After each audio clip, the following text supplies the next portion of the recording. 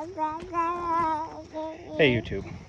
So this videos are going to be about civil unrest and what might bring that on, and maybe how to prepare for it. So we know who Kamala Harris's VP pick is, and he is just as tyrannical, if not more, than she is. Stuff he's against is just insane. Well, the stuff he's for, I should say. Now, part of me wonders is, are they trying to get Trump to win? Like, are they trying to pick people that are so unpopular? I know that the polls say that Harris is leading the polls, she's going to win. I think that's all fake, but are they doing that so Trump will win? So Trump will enact tyrannical laws, and the Trump supporters will be like, yeah, King Trump. Because some Trump supporters, not all, I will admit that Trump supporters are more likely to call him out.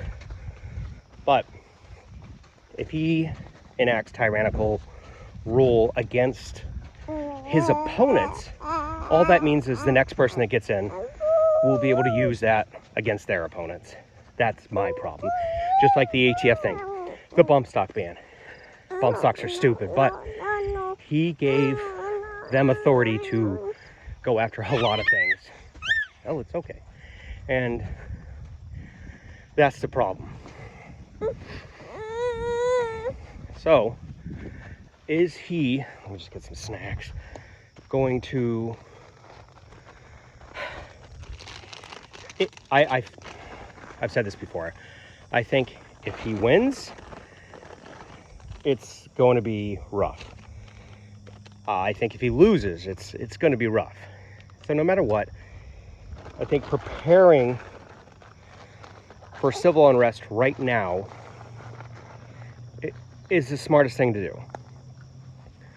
And how do you prepare for that? You prep up food. If you live in a more urban area around people, have a plan to get out and with your preps. Whether it means you put a chunk of your preps at your bug out location, or you have a trailer to put them on and you have them all in totes or something. And if you have to go through a populated area, have a plan to go around it. Even if it takes double the time. That's the better way to go about it, in my opinion. If you're stocking up a bunch of canned food, which I do, a lot of people do, I think it's smart.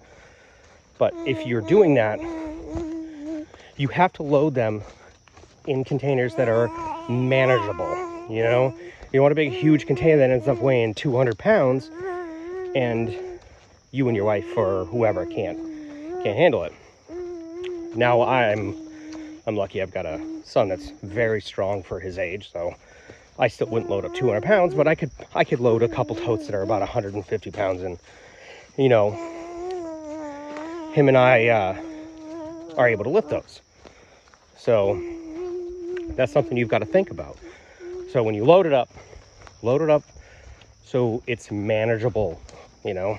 So load up in your basement, lift it. Make sure you can carry it at least far enough from point A to point B. And if you're not planning to drive, you're planning to bug out on foot, which, I mean, I don't suggest, but sometimes you have to. Make sure you have a place that you go that has supplies. I suggest beforehand to get your preps to that location and have your bag full of the stuff you need. That's including a place to sleep, socks and underwear. I mean, you can go a couple days wearing the same pants and wearing the same shirt. I suggest putting a shirt in there. Pants are more manageable dirty than a shirt. But and having food. And don't just have cooked food. Have like, you know, stuff that's easy just to grab and eat. Stuff that you don't have to stop and set up a fire, you know? I mean, you want that stuff too, but you want to make sure you have both types of foods. So that way you can just snack while you're going, take a little break, drink some water, have, you know, the proper water filtration, you know, Camel pack full of water, an Nalgene full of water, and something to filter water so you can refill those items. And be in shape. Make sure you can do the walk. Mark out the miles and, you know, gear yourself up for that with the equipment you're going to bring with you. I'm telling you, you're going to be in for a shock when you go for a long walk with extra weight on you. It's much more difficult, not only like physically, but to traverse through certain terrain so something doesn't get hit in the face with a branch. But, and make sure you're not going through populated areas. You know, you want to stay away from people. Not all people will turn to lawlessness, but a lot will. Enough that you should stay away. Make sure your family's in on the plan. Make sure your family can physically do it as well. You got to bring a cart or something to pull with you, and do that. But yeah, I think that's all things that everyone needs to work towards till November. We're not far away. So get in shape as much as you can. Get things prepped up as much as you can.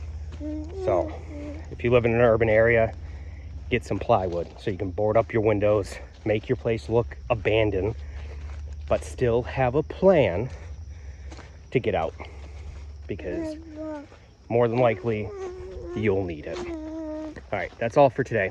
Have a good one. Bye.